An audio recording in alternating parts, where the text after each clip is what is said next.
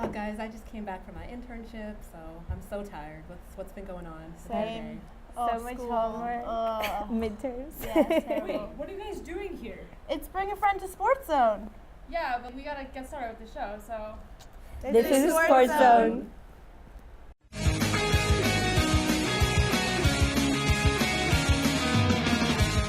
Hello and welcome to another episode of SportsZone. This week we are celebrating Friends here at ATV. It is Bring a Friend to ATV. You may see friends interspersed throughout the show, but we have business to get to. We're kicking it off with the important stuff. Studio 90, like always. I'm joined by Jessica and Aaron, the usual suspects with me today, and we're gonna, since we've focused on international soccer a lot the past couple weeks, we'll jump back into the Champions League, which has some fairly intriguing groups, and there have been some pretty exciting games over the past couple match days. We'll start with one of the groups of death, Real Madrid, Tottenham, and Borussia Dortmund, all in a group there. Real Madrid just tied against Tottenham this past week in Spain. Jessica, we're at the midway point in the group. Tottenham is sitting atop the group. Real Madrid is sitting in second. Do you think Tottenham is a credible threat, based on their performances against Real Madrid, to be a real contender this year in the Champions League? I think potentially. I think that this past game, the game on Tuesday, definitely showed that Tottenham has a lot of potential. I think it'll be interesting to see their game next week, though, especially considering that Madrid has a better. They play a lot better when they're not at home. They've won their last 13 matches away from home, and that's like the best. The best streak they've had in La Liga, so I think that that'll have a lot to say as well. And I'll get your opinion on the other team in the group, Borussia Dortmund, really struggling, tying on the road against APOEL there. So now they are sitting in a distant third place in this group. There's 3 games for them to get it right. Do you think this Dortmund team is talented enough to where they can contend for this second place spot? Well, they're obviously talented enough. If you watch that game, they created opportunities. They created enough opportunities to win that game. They just weren't able to finish them. Pierre-Emerick Aubameyang really didn't really look on this game. He hasn't looked on this game this season really yet. So it's definitely going to be tough for Borussia Dortmund. They put themselves in a hole. I think they do have the talent to try to win their next 3 games and try to get in the next round, but it's going to be tough with Real Madrid and Tottenham playing so well in their group. Yeah, looking at that one, even before group play started, it seemed somewhat unfortunate that one of those 3 extremely talented teams would probably be dropping down to the Europa League once the knockout stages started. And we have a similar situation in another group of death that's materializing with Chelsea, Roma, and Atletico Madrid. Aaron, I'll get your thoughts on the most recent game. Chelsea playing Roma, drawing 3-3 at home. Eden Dzeko getting a couple goals. Eden Hazard getting a couple goals as well. Do you think, based on what you've seen, either of those 2 teams are the favorite to advance as the group champions? Yeah, definitely surprising that Roma are playing so well in the group. It was sort of assumed that Chelsea and Atletico would be the ones to advance, but Roma are playing really well, especially with Eden Dzeko playing world-class form right now, probably the best of his career. So I can definitely see Chelsea and Roma advancing over Atletico just because they haven't really played well in the Champions League just yet, and Roma are at the top of their game right now. Eden Dzeko at the top of his game, banging goals for fun. So I can definitely see Roma advancing in a surprise sort of result in that group. Jessica, I'll ask you about Atletico Madrid, an extremely talented team that's proven they can win in the Champions League in the past, has advanced to the semifinals and finals in recent years, but now are sort of struggling to get that Champions League formula. Do you think, the talent obviously is there, similar to when we talked about Borussia Dortmund, but do you think that there's enough time for them to get it right? I think for sure that they do, and they do still have a lot of time. And also in the Liga, I think that those games will help them maybe start to get their dynamic together and really pull through in the next couple of games for the Champions League, because it's still a ways away for the round of 16. So I definitely think they have enough time to pull it together. 3 games, and they will play Chelsea and Roma again, so 6 points will be definitely on the table there for them to take. But shifting from the Champions League, we'll get back to everyone's favorite wacky English Premier League. In the early season, Manchester City really appears to be running away. They've got a plus 28 goal difference and less than 10 games played. Jessica, in the early season, Manchester City seems cream of the crop in the Premier League. Do you think, based on the form that they're having, is this something that's sustainable for the whole season? I definitely think so, especially taking in their next couple of games. I don't think they have anything too complicated that they won't be able to keep this up. And Manchester City's seemingly biggest contender, Manchester United, has dropped points twice in recent weeks against Liverpool, and then this past week losing for the first time in the season against Huddersfield United. Aaron, what do you think has changed for this Manchester United team in the past 2 weeks when they were, seemingly the games before that free-flowing, free-scoring? What's been a change? Well, I definitely think that injuries have hurt Manchester United, especially when you look at Paul Pogba being out for so long. He was playing really well at the beginning of the season when they were leading the league, and especially in defense, those injuries have really hurt them. Eric Bailly, who's been their best defender, was hurt. Phil Jones got hurt in the weekend, so they had to put in Lindelof, who didn't really play well and was sort of culpable for both those goals that Huddersfield scored. So I think injuries play a part in it, but I also think that Man United are sort of going stale at this point in the season. Mourinho maybe needs to change something up because right now the last two matches it really hasn't been working. Interesting points there. We'll keep an eye on the Premier League as that develops. We'll come back stateside very quickly to talk MLS playoffs are about to get underway. The reigning champions are the Seattle Sounders, who slid into the playoffs. I'll just get both of your opinions really quickly. Jessica, do you think Seattle is talented? Do they have enough to repeat as champions? I do not think so. Even though they did beat the Colorado Rapids this weekend 3-0, I think that there's definitely still something missing on the offense. I think that while they might be playing well together, I think a lot of it is luck right now, and I think that there definitely is something they're missing for them to be able to repeat their championship win. Aaron, very quickly, who do you think is the favorite in the MLS Cup? Well, I think it's got to be Toronto. I mean, they had the most points during the season. They have the best player in the league in Sebastian Giovinco. So I think they're definitely the favorite, but I also think Atlanta United are a team to watch. They've been playing well of late, so they can definitely challenge Toronto in the Eastern Conference. And we'll be keeping an eye stateside to see how the MLS Cup progresses in addition to Champions League and the Premier League. But that's all the time we have. Stick around for more SportsZone coming up after this. Welcome back to SportsZone. This is your favorite segment, Getting to Third Base. I'm with David and Kristen, like always. And we have a World Series teams. The LA Dodgers beat the Chicago Cubs in 5 games, and the Houston Astros beat the New York Yankees in 7 games. A very exciting series. So to start off, Kristen, so like I said before, the LA beat Chicago in 5 games. How did LA do so well? I think we saw a lot of really stellar pitching on the part of the Dodgers throughout this whole series. They were really able to handle the offense of the Cubs very easily. They did a great job keeping the games pretty much low scoring throughout.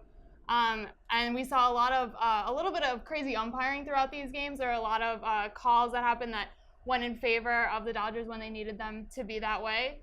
There was one specific play that I wanted to hit on where Curtis Granderson fouled a ball, or he thought that he tipped a ball into the ground on strike 3. The umpire at home plate called it strike 3, but then deferred to the third base umpire, who let him have another, go at bat, saying that he did tip the ball. And the fans were not pleased to see that because they saw clearly on the Jumbotron from the replay that he missed the ball. And then he proceeded to strike out on the next pitch. Who didn't see that one coming? He had a really rough game that day, unfortunately for him. But then Cubs fans that were shown right after that were all giving him the finger. It was a really high intensity moment there. Didn't like to see that from Cubs fans, who ultimately they lost the next day, and the Dodgers really handled them well throughout the whole series. Yeah, and then on the AL side, David, Houston Astros beat New York Yankees in 7 games. Every home team won the game in that series. So, and the New York Yankees scored 19 runs at home and 3 in Houston in 4 games. So how did the Yankees only score 3 runs in Houston? So there are a lot of components that went into that. I would say the first is that to look at the pitchers that pitched in Houston, you have Dallas Keuchel, Justin Verlander twice, and then Charlie Morton and Lance McCullers. Verlander came up clutch in both games, going 9 innings in the first game and 7 in the second. You have to check my math on that one. But he just did a miraculous job of just getting through the order and just not letting the game slow him down. And then the second thing is that the New York Yankees could not hit a curveball for their life. I mean, Lance McCullers ended the game for Game 7 with 24 straight curveballs. And when he got that working, I mean, it made them look silly. I mean, the Yankees can make any pitcher who throws a fastball look stupid and hit it out of the park, but Judge could not adjust, and the rest of that lineup could not adjust, and that really hurt them in Game 7. Yeah, and now on to the World Series. So in the past, for the past like 15 years, the winner of the All-Star game, you got home field advantage. But this year, it's the first year that the team that had the best record has home field advantage. So the LA Dodgers have home field advantage against Houston. So we're gonna go by who's gonna win World Series and how many games. Okay, so I think definitely the Dodgers have the advantage in this World Series. I think going off of what you said, home field advantage is just one of the main components that plays in their favor in this series. On top of that, their pitching has been stellar throughout the entire playoff for them. Houston also has really good pitching, as you mentioned, all their starters. However, when you get to the Houston bullpen, that's where they are a little bit shaky there. So I think the Dodgers are definitely going to be able to capitalize on that, and I think they're going to win the series in 5 games. David? I really want Houston to win. They've never won a World Series in their entire existence, going back to the 1960s. Their lone appearance came in 2005 against a red-hot Chicago White Sox. But this isn't their year. I got to go with the Los Angeles Dodgers, 6 games. As Kristen said, I mean, their bullpen's a lot deeper, and as much as I think that Houston has a great lineup and a great team, I mean, Los Angeles has just great players and spent really wisely to get Yu Darvish at that deadline to really fortify their rotation. So I give it 6 games, maybe 7. Yeah, I think it's gonna be a very close series. I think both teams have done really well in the postseason. So that's all we have for today, and this is SportsZone. Hello, welcome back to SportsZone. This is our premier NFL segment, Going for Two. I'm once again joined alongside Vince Salandro. Vince, right at the beginning of the week this week, we had a good one on Thursday night. Oakland edging out the Kansas City Chiefs on 3, count them, 3 last plays of the game with no time left on the clock. Vince, kind of just take us through that sequence. Yeah, it was really bizarre, but I think you highlighted it adequately. Your game of the week last week, Kansas City coming into this game off a loss. Now they've got 2 losses on the bounce. This game kind of seemed winnable because Derek Carr was coming back from his back injury. Didn't seem to be 100%. They had the Marshawn Lynch tossed out of the game, but Amari Cooper had a huge game for them. First receiver to get over 200 yards in a game this season. He's proving to be a premier player. And then at the end of the game there, penalties in the end zone that'll extend the game there. The Chiefs probably will be kicking themselves because they had that game at a winnable situation and then threw it away. So now the division's starting to come back towards them a little bit. Denver you're seeing lose consistently, but the Raiders have won a couple games on the bounce, so now the Raiders are pulling closer to 500 in that division, which seemed like it was Kansas City's to lose now is sort of becoming a little bit more interesting. Yeah, AFC West a little bit closer. Kansas City now with only a 1-game advantage now on the Oakland Raiders. But it was kind of an interesting sequence. Oakland originally had the ball on the 2. They got an offensive pass interference, backed them up to the 12. Then Derek Carr hit Jared Cook in the hands, and he missed. But there was defensive holding, so that was another 5 yards and a first down.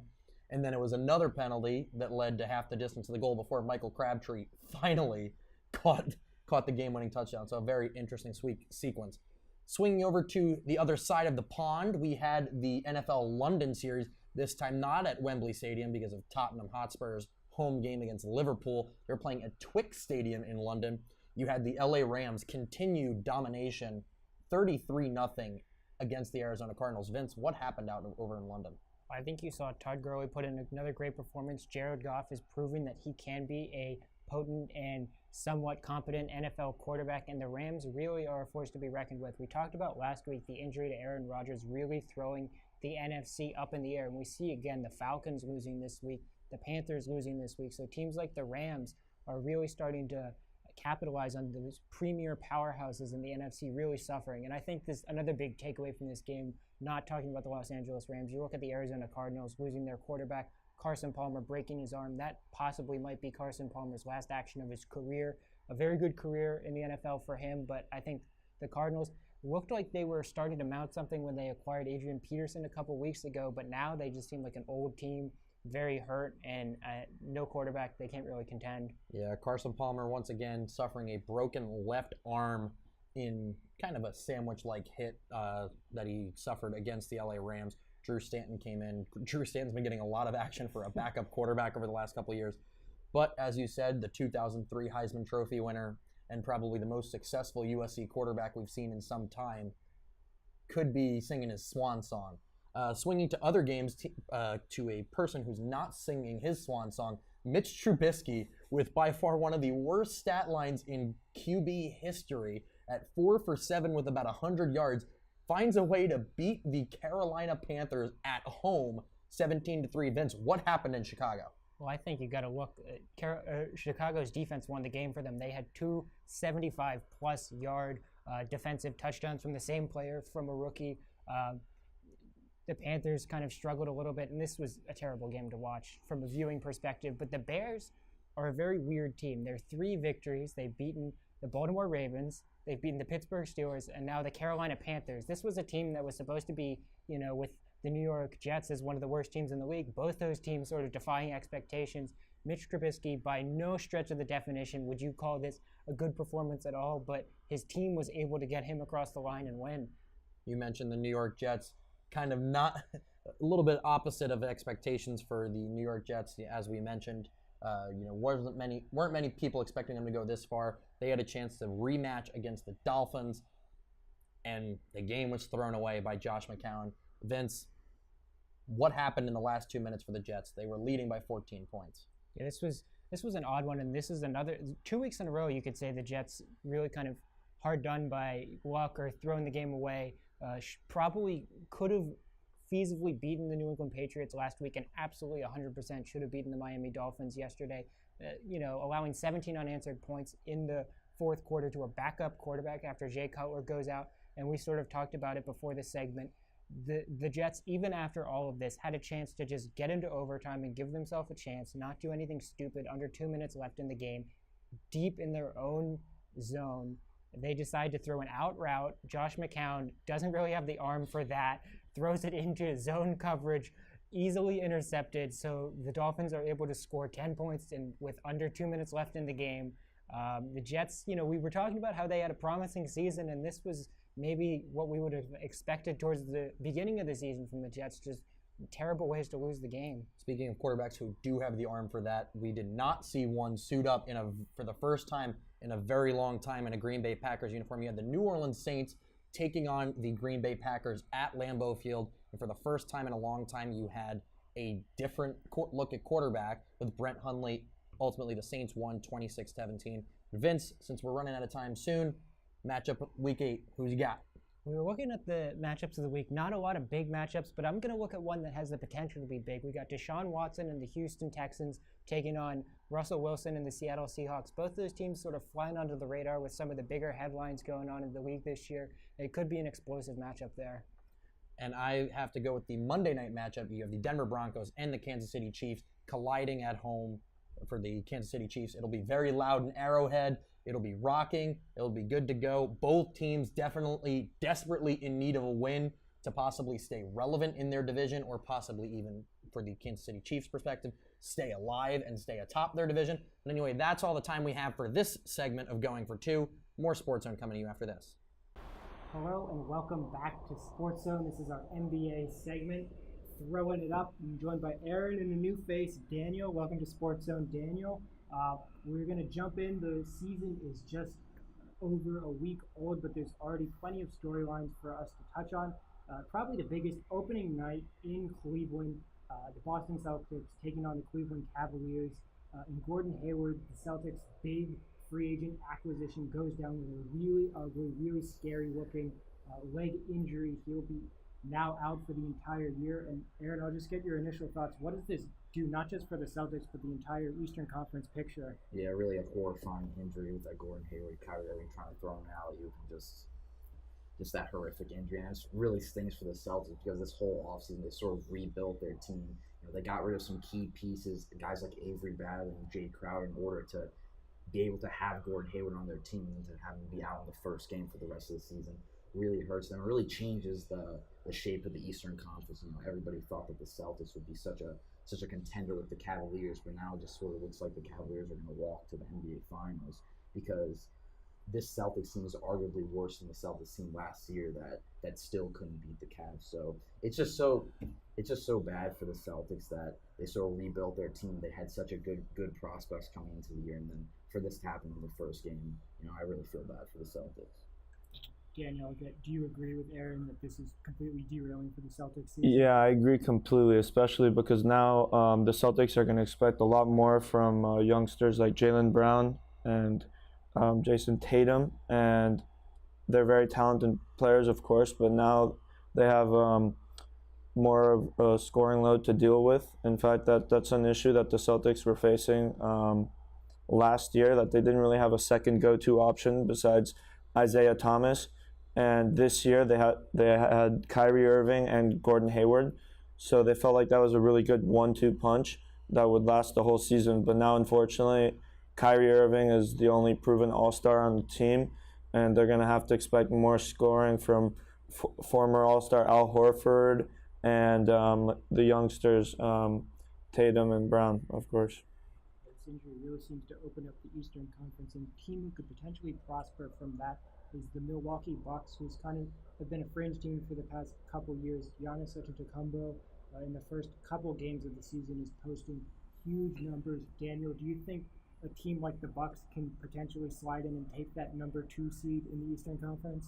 Yeah, I actually think they have a good chance, but I think my prediction for the 2 seed right now will be the Toronto Raptors, because they've been together for 3-4 years now. Kyle Lowry and DeRozan and Valanciunas, they all have a great chemistry.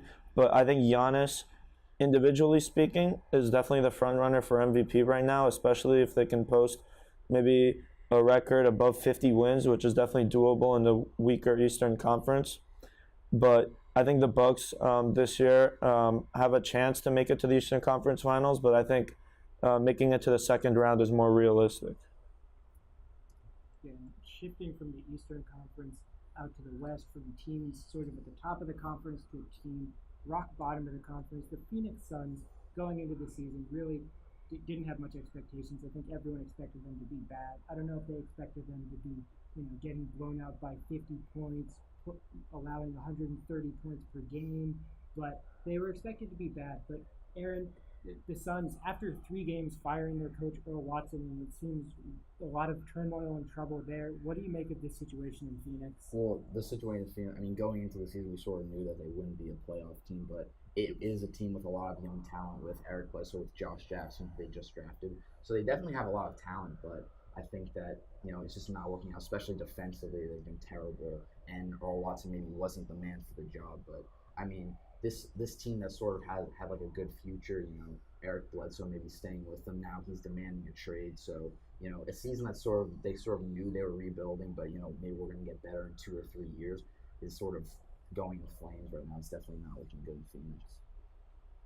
So we got the Suns struggling at the bottom of the conference. We're running out of time here, so just to touch on Thunder. The Rockets have a couple of new pieces in place there, and both are experiencing different levels of success, but we can sort of cover those issues on the weeks to come in SportsZone. This is all the time we have for this edition. I've thrown it up. We'll see where it lands next time, but stick around for more SportsZone after this. Hello, welcome back to SportsZone. This is the college football segment. We'll be kicking it off and touching it down. I'm joined once alongside by Vince Alondro. Vince, this wasn't the upset week, but there were 2 big marquee matchups. You had the age-old rivalry, the USC Trojans coming to South Bend to take on Notre Dame. Notre Dame dominating the Trojans 49-14. Brandon Wimbush having an absolute day for himself. Vince, what happened in South Bend? I think Sam Darnold didn't deliver on the big stage again. This is 2 times where he's had a nationally televised game where he hasn't been able to deliver. And someone who was a Heisman favorite and was a sleeper pick to be the number 1 pick in the draft, his stock is just dropping tremendously. And Notre Dame is ascending. We've talked about other teams really losing and suffering. Clemson losing, Washington, USC, Washington State, all these top teams falling by the wayside, Oklahoma as well. And Notre Dame, their one loss to the undefeated number 3 Georgia is looking better and better. They will play the undefeated Miami Hurricanes in the week to come. And I wrote them off a couple weeks ago, but Notre Dame, it could potentially slide themselves into the college football conversation. Yeah, Notre Dame definitely making their mark, now sitting at number 9 in the country after moving up four spots after their win against USC. But Miami, no small order. They will still have a lot of work to do down in Miami to win that game. Swinging to the other game, you had the ABC, I guess the game of the week. College Game Day was out there. We are currently here. You had the Penn State Nittany Lions taking on the Michigan Wolverines in a game that many hyped up to be one of the biggest games of the college football season across the board, and it turned out to be a real stinker for Michigan. 42-13 for Penn State. Vince, is Penn State legit with this win? Oh, absolutely. But I think the sting of this victory kind of was taken away from Penn State a couple weeks ago when Wilton Spate broke his back and is going to miss the rest of the year. Beating Jack O'Korn, not as impressive. He's a backup, didn't figure to play at all this year. But Penn State, irregardless of that, took care of the business that's in front of them. That's all they can do. Saquon Barkley, I think, easily the Heisman favorite at this point in time. And Penn State is really just knocking down all the pins in front of them. That's all they can really do. They've got a big one this coming week against Ohio State, and that looks to be their final hurdle until a potential Big Ten championship game against Wisconsin. But they are head and shoulders the second best team in college football. Yeah, as we mentioned, the top 4 teams going thus far. You had Alabama in a close game, beating Tennessee 49-7 down at Bryant-Denny Stadium. Alabama just rolling through the SEC like a freight train, almost certainly going to make the SEC playoff, the SEC title game, where they will take a very good Georgia team on, which could also have college football playoff implications. So right now you have Alabama at number 1, Penn State at number 2. You have Georgia, the Georgia Bulldogs at number 3, and you have TCU still sticking around in the top 4 at number 4. But Vince, you mentioned earlier Penn State number 2 going on the road to number 6 Ohio State, a matchup where was pretty much flipped last year, where Ohio State was number 2 and Penn State was sitting in the 7-8 range. Is there a chance that Ohio State pulls this one out at home? I think them being at home plays a big factor, and the fact when you talk about the circumstances of how they lost the game last year, a blocked field goal return for a touchdown really being their undoing, and probably feeling like they didn't go to the college football playoff because of that one game.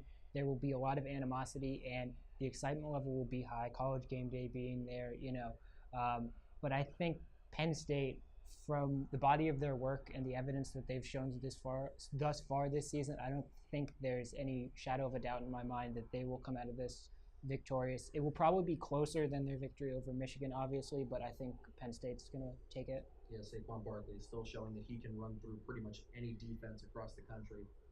Could be, not want to foreshadow anything, but a Alabama Penn State national championship game could be very interesting. Strong offense against a team that's always had a potent defense.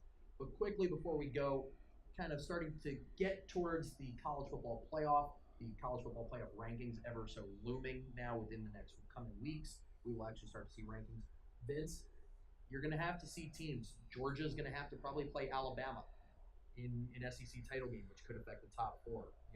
We've talked at length about the Big 12 not having a title game.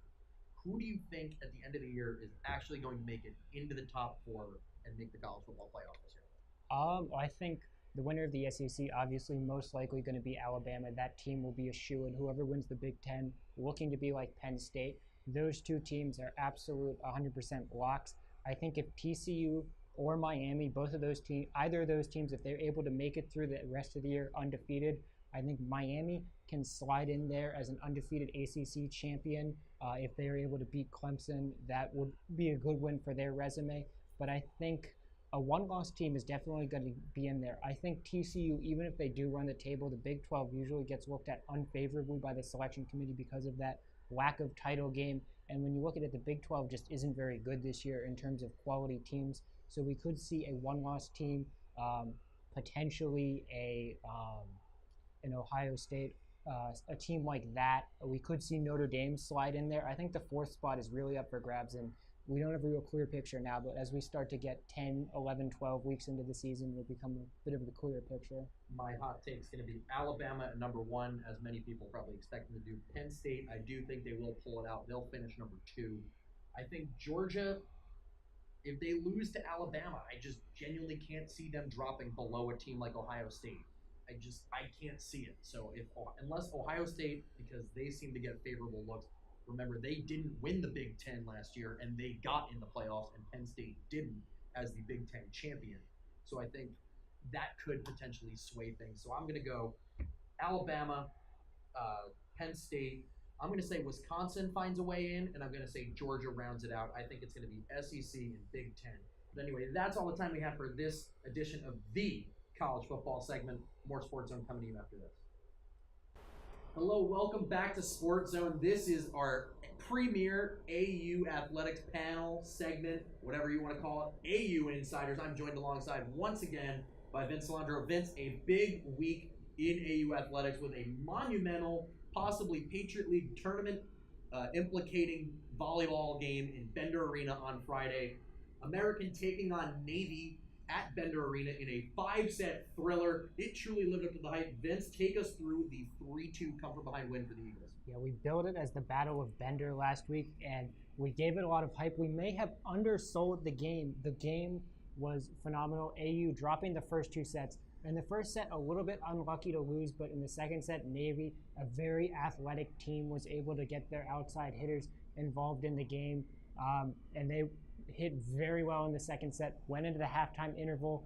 Barry Goldberg made some lineup changes, subbing out Hawakoi Dawson, putting in the freshman defensive specialist Megan Crush, who did a very good job digging in the last 3 sets of the game, did well in her service game as well. And AU just kind of came out of the locker room after that halftime interval, fired up, like fighting like their season was on the line, which it really wasn't, because they were going to go to the Patriot League tournament regardless of this victory. But this victory puts them in pole position to host for the 4th consecutive year. The team showed tremendous fight across the board. You had big performances from Alexandra Kazala having a double-double. Vayla McBride hit 14 kills, no errors. The middle blockers, Cheyenne Orsi as well, was particularly strong for the volleyball team. And Barry Goldberg just finessed his team to get in the right position, and they showed tremendous fight in that victory. I have to say, in my personal opinion, the X factor was Kirsten Largay, just putting her body on the line to make some incredible digs, as well as doing a great job beyond the service line. But now AU is poised and currently is in control of their own destiny. AU wins out, they will host the Patriot League tournament again, as you said. And in Patriot League play, there has not been a team in a very long time that has not hosted the tournament and won. The hosts have won the tournament every year for almost the last 10 years now. Swinging to one of the other successful teams out there, you had the women's field hockey team with their 50th anniversary celebration, as well as their senior day against the Lafayette Leopards over at Jacobs Field, in which they won 3-1. Goals by Rafaela Rubas, Haley Bocut, and company. Vince, as you can probably guess, they will probably be going to Holy Cross, or it's not Holy Cross, my apologies. They will be going to BU for the Patriot League tournament. They have 2 games this weekend against Wake Forest and Appalachian State. Vince, how do you think the women's season is going to finish up for the field hockey team?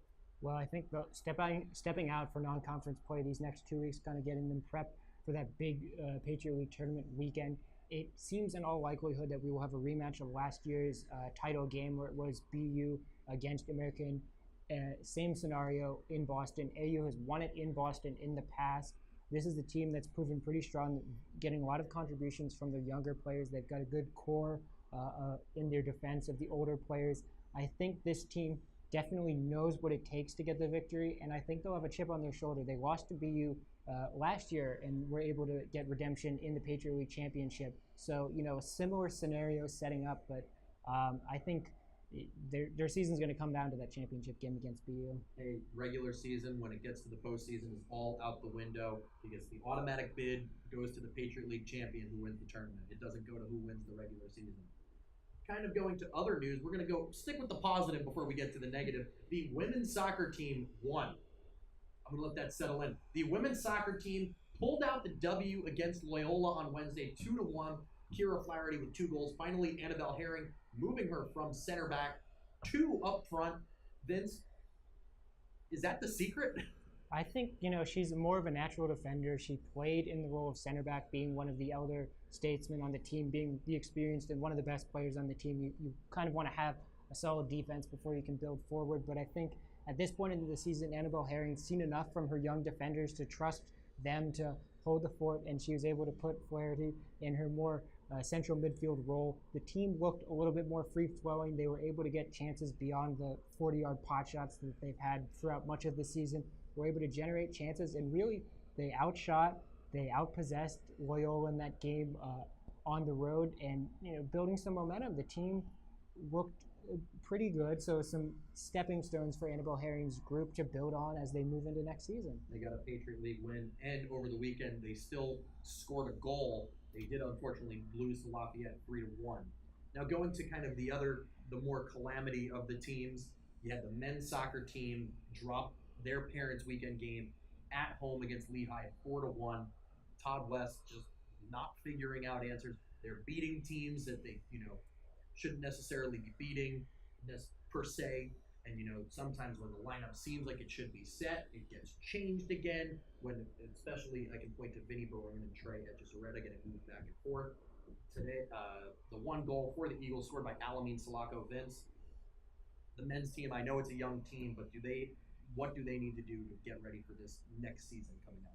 I think a big thing you talked about, it's hard to go out and perform consistently if you don't know what role you're going to have, whether you're coming off the bench. Having a set unit really pays dividends. If you have a solid unit of guys that you can rely upon, your first 11 is going to be there every week. That goes a long way. It seems like a really simple thing to say, but when you're rotating guys in and out, it's hard for them to build up their form, get momentum if they keep on getting pulled.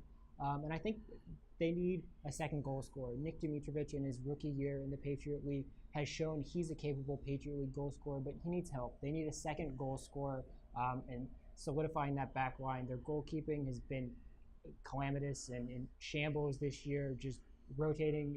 John Mino not instilling confidence with some of his play this season. That can be improved upon in the offseason, but I think getting a set lineup will go a long way for this team. Yeah, so we will have that and more Patriot League news and AU athletic news coming up next week as the beginning of Patriot League season start to come to a close. Anyway, that's all the time we have for this edition of AU Insiders. More Sports Zone coming to you after this. Hello, welcome back to Sports Zone. This is everybody's favorite segment. Don't be confused by Aviva with getting to third, thinking everybody's favorite segment. This is the true everybody's favorite segment. Thumbs up, thumbs down, where we talk about the good, the bad, and sometimes ugly in the world of sports and the world at large. I want to start off on a personal note. It's not a thumbs or anything. I want to offer my condolences to a close friend of mine, my friend Marisa Pratico. Her brother Nick, he's been missing for the last month. They found him dead this morning. Found out actually 30 minutes before I went on air to anchor for a newscast for class. It's been tough. It's been something, the kid, he was a hell of a kid with a bright future, and it's really very unfortunate that his life was cut down short. So, like, my thoughts and condolences are with the Pratico family, and yeah, with that, it's been tough.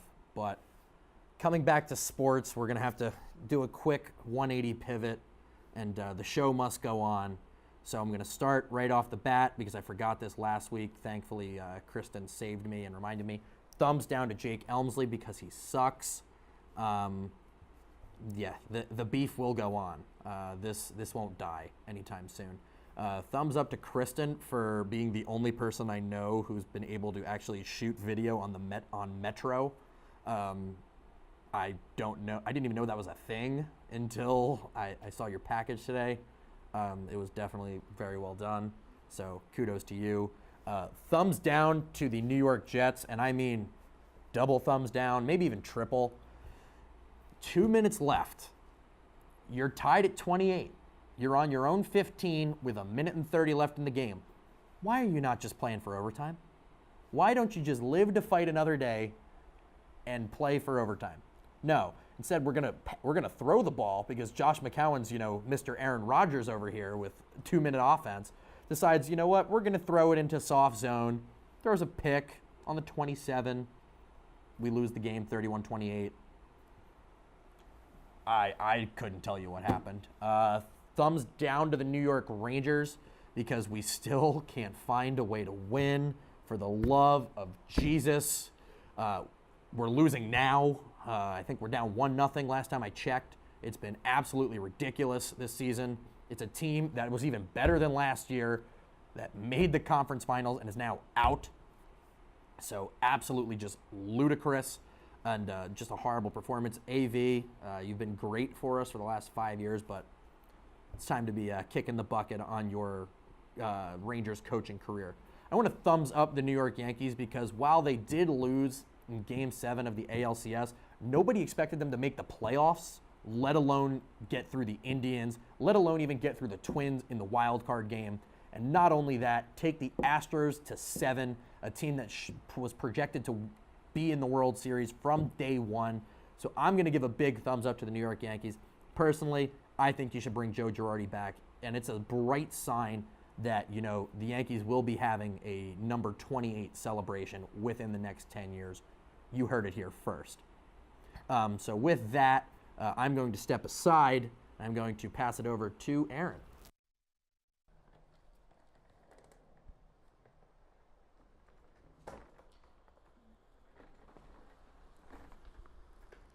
All righty. Ooh, wow. Okay, that was a little bit of a bad transition, but all right. Let's see. I'll start off by throwing a thumbs down to all my friends because I texted a group of 15 people asking them to come, and 0 of them showed up. So, thumbs down to you guys. Wow, that's a really bad way to start it. Sorry. Moving on to sports. Thumbs down to Man United. They lost 2-1 this week in the Huddersfield. They have a lot of injuries, but still got to beat Huddersfield at the end of the day. Man City are running away with the league. Kevin De Bruyne is playing just a world-class level right now, so they sort of look like they're just going to run away with it, and Man United are going to be left behind. So thumbs down to that. They really did not look well in that game. So having about a week and a half to reflect on the U.S. men's national team loss. I know in last week's show I was very mad, but thinking about it more makes me even more mad because how did we not make the World Cup? I don't understand it. That one's going to haunt me for a while. But thumbs up to my New York Red Bulls, who squeaked into the playoff this weekend. They beat DC United, the 6th seed. They're playing Chicago midweek. And thumbs up to MLS playoff time because it's always a great time for me. Let's see, what else do I got? Oh, thumbs up to NBA, good start to the NBA season, but not to the Knicks. Thumbs down to the Knicks because they're really bad. So, yeah, I'll throw it over to Jessica.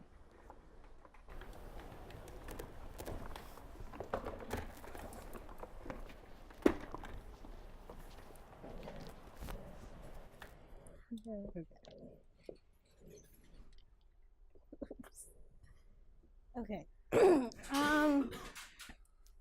So, thumbs up to the Seattle Sounders, I guess, for beating the Colorado Rapids. Thumbs down to Clint Dempsey for that red card.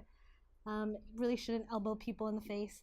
What else? Thumbs up to the Seattle Seahawks. They beat the Giants. I mean, that's not really that great because everyone beats the Giants, but, it's a win.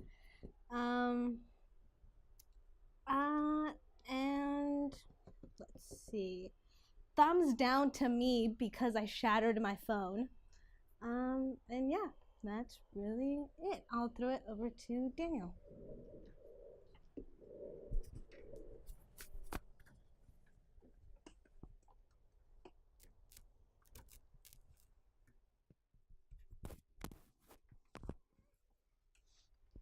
Thumbs up to my Miami Dolphins for pulling off their 3rd straight victory. After 2 consecutive games where they only scored a combined 6 points, it sure looked like we were gonna come in last in the AFC East. But now all of a sudden we're 4-2, and it looks like we might make the playoffs again. The Miami Dolphins pulled off another comeback victory against the Jets, coming back from 14, and the previous week they beat the Falcons, coming back from 17. Thumbs down to the Browns. It seemed like they might have finally had a chance to win a game and avoid a potential 0-16 season this past week, but they ended up losing in overtime to the Titans. Thumbs up to the Rockets. They've gotten off to a good start. They beat the Warriors on the road, and despite Chris Paul being injured, they still were able to run a good offense, which is what was so successful last year with James Harden basically running the point and distributing. Thumbs down to the Suns. They lost by 40-something points in the season opener. They lost by 30-something again. Eric Bledsoe even tweeted that he wants out. You normally don't see players doing that on Twitter often, but that just goes to show you that the team is a dumpster fire right now. Thumbs down to the Bulls.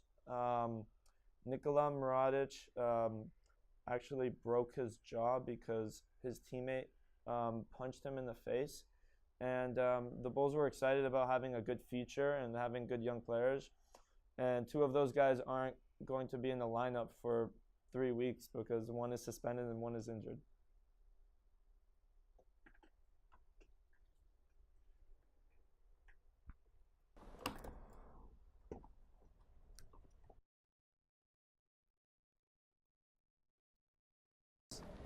Been quite a calamitous thumb segment, back to our normal green screen shenanigans, but I'll throw a thumbs up. It is Bring a Friend to ATV Day, so Olivia is here joining me today, so I will let her do her inaugural thumbs.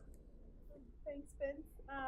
So thumbs up to the AU women's volleyball team. They did really well against Navy, and they really pushed their last 3 sets, so good job to you. Thumbs up for also being here. It was really fun seeing what you do every week, and you kind of ignore me for the 2 hours we're here. It's fine. Just kidding. And just shout out to my friend Erin. She recently tore her ACL for the 3rd time, and she's on the volleyball team. So I hope you do, get better soon. I will piggyback off of that and throw a thumbs up to the women's volleyball team. And thumbs up to Parents Weekend in general. My parents were in town. I took them to the volleyball game. It turned out to be a heck of a game to take them to. The 2-set comeback for the Eagles, that was always good. I'll throw a quick thumbs up to Arsenal, finally starting the triumvirate of Alexis, Mesut Ozil, and Alexander Lacazette, all getting goals in their first start as a unit, putting the final nail in the coffin for Ronald Koeman. And putting together a couple good performances. I'll throw a thumbs up to Olivier Giroud scoring another banger against Red Star Belgrade, and he won the Puskás Award for Best Goal of the Year for his scorpion kick against Crystal Palace. So Olivier Giroud, now his goals are infrequent, but when he scores bangers. And I'll throw a final thumbs up to the Pittsburgh Steelers getting a victory over divisional rivals, the Cincinnati Bengals. It seems a game can't go past against the Bengals where Vontaze Burfict doesn't do something borderline criminal, and he did it again on Sunday. But the Steelers able to get a victory, and we'll just throw a final thumbs down to Martavis Bryant. His situation is just ridiculous. He needs to go. Calling out people on Instagram, he's like a 12-year-old. Like, if that's the type of attitude you're going to have as a professional athlete, then there's no place for you on a professional team making millions of dollars. That's just the bottom line. It's unfortunate that I have to thumb that 2 weeks in a row. He should be gone already. And I think those are my thumbs.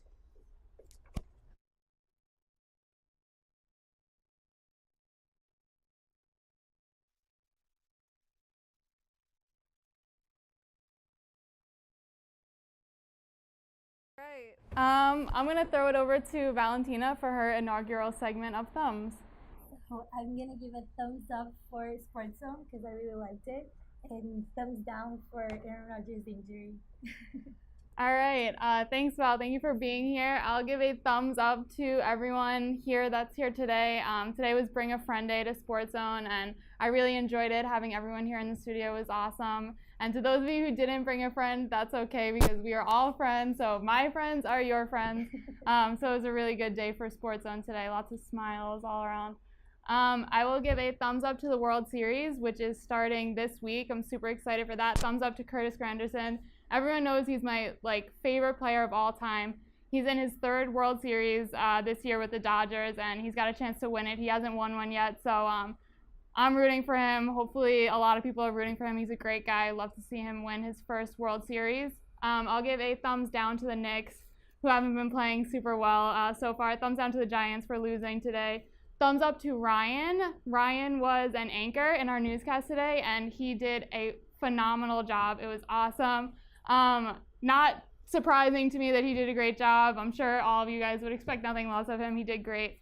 And then I think that's all the thumbs that I have today. So I'm going to give a thank you, and if I forget anyone, someone shout them out. Ryan, Jessica, Aaron, Vince, Olivia, Daniel, Val, Channing, and Aviva were here as well. They couldn't stay for thumbs. But thank you to all of you guys, and thank you everyone for watching, and this has been SportsZone.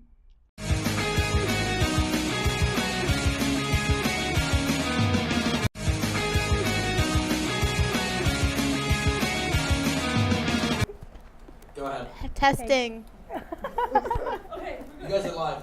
Okay. Oh. Well, This this is is SportsZone. SportsZone. Do it again? Was that terrible? Consensus is we need another take.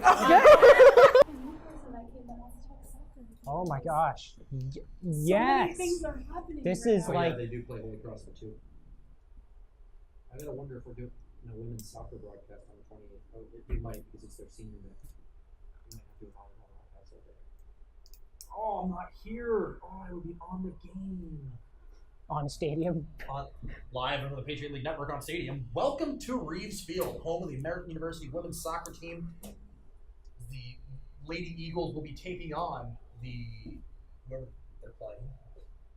Hello, everybody. I'm Ryan Siegel, joined alongside Vince Salandro. And Vince, it should be a good one. The women's soccer team has been turning it around, scoring 3 goals in their last 2 games. Vince, what's been the secret? Well, you're just playing defenders and strikers, just at this point in the season, Annabelle Herons are saying, just going for it.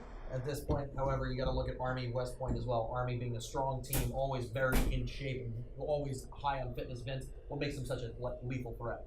Well, I haven't reviewed the tape, Ryan, to be honest. Didn't do a lot of prep work for this game. Coming in cold. Army looks the more fit team. Women's soccer has the chance still to possibly make the Patriot League tournament, but we will find out in just a few short moments when we come back live on the Patriot League Network on Stadium. And that's how you do it. Yeah, we're ready. Stretch. Oh, do you want to host since you have the IFB? Do you want me to go last just because everyone's names? Oh. Most definitely. Here, can I get the earpiece in case she tells me when to start? Oh, you can keep yours. No. Let's get this chair out of the way. All right, so we're sliding. We're gonna have to slide in and out of one way. I'll go after. Yeah. I would say you go after me. Yeah, the people who are going as singles, Let's go for first, then you get out of the way, so then. So the people with no friends. the people who have no friends but also have the most experience, have veteran thumbs experience. Now we're moving. All right, now we're slightly less tangled. Do I have to do that? I don't have. I'm gonna thumb up, bring a friend week, but I'm gonna thumb down that I don't have friends here. Thumb down that you don't have friends, or Friends here, not friends in general. Friends here, or thumbs down to my friends for not showing up to bring a friend week. Just quick plug. I texted a group chat of 15 people. Are you kidding? 0. I went 0 for 5. I looked like Aaron Judge in the ALCS. Yeah, give Bruno a thumbs down for not coming. Yeah. Aaron, please speak. What? Just talk. Hey, how's it going? That mic's dead. Huh. Let's try the other one then, shall we?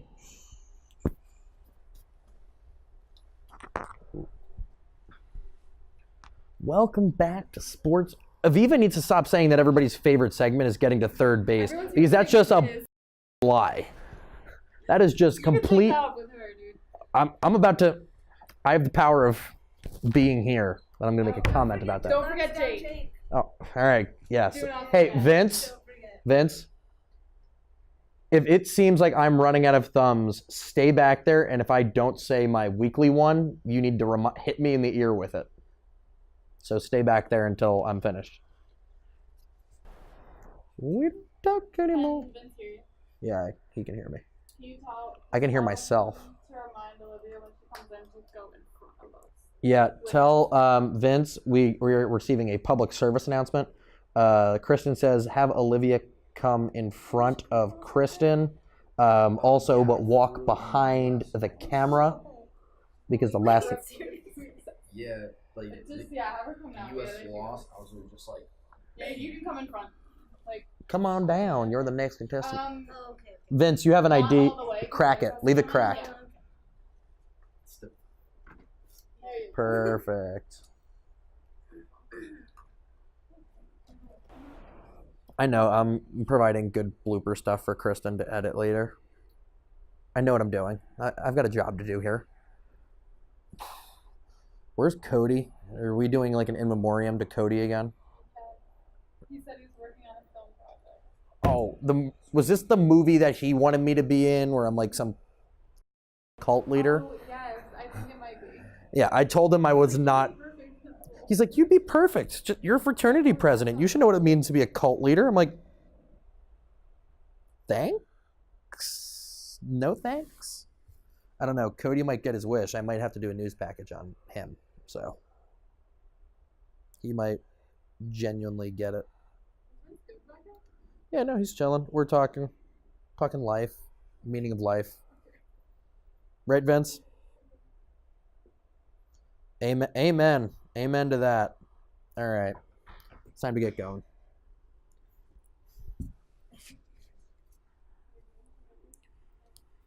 All right, Vince, you want to count me in or you want me to like just go?